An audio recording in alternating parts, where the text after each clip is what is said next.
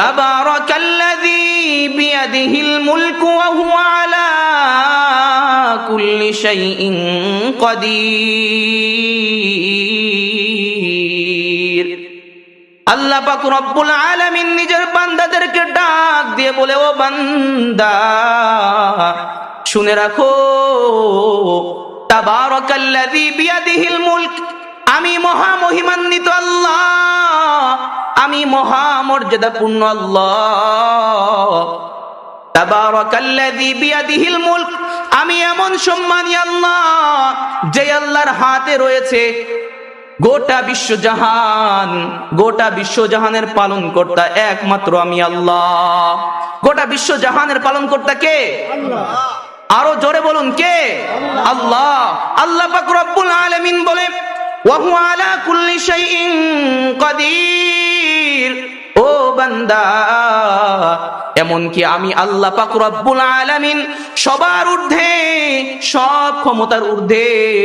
আমি আল্লাহ পাক রব্বুল আলামিনের উপরে কোনো নেতা নয়, আমি আল্লাহ পাক রব্বুল আলামিনের উপরে কোনো রাজার রাজত্ব নাই, আমি আল্লাহ পাক রব্বুল আলামিনের উপরে কোনো বাদশাহের বাদশাহিত্ব নাই। ও বান্দা, একমাত্র আমি আল্লাহ যে কিনা সমস্ত ক্ষমতার ঊর্ধ্বে। আমি আল্লাহর আশেপাশেও কেউ আসতে পারবে না। ও বান্দা, আল্লাহর পরিচয় সম্পর্কে জেনে নেই।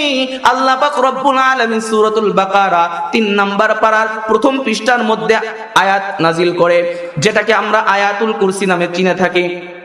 এখানে আল্লাহ পাক রব্বুল আলামিন নিজের পরিচয় সম্পর্কে জানিয়ে দেন, ও বান্দা, আল্লাহু লা ইলাহা ইল্লাহু আল হাইয়ুল কাইয়্যুম লা তাখুযুহু সিনাতু ওয়ালা নাওম। আল্লাহ পাক রব্বুল আলামিন জানিয়ে দেয়, ও বান্দা শুনে নাও, আল্লাহু লা ইলাহা ইল্লাহু, আমি আল্লাহ এক, আমি আল্লাহ দ্বিতীয়, আমি আল্লাহর সাথে কোনো শরীক নাই, একমাত্র আমি আল্লাহ ইবাদতের উপযুক্ত। আল্লাহু লা ইলাহা ইল্লাহু আল হাইয়ুল কাইয়্যুম।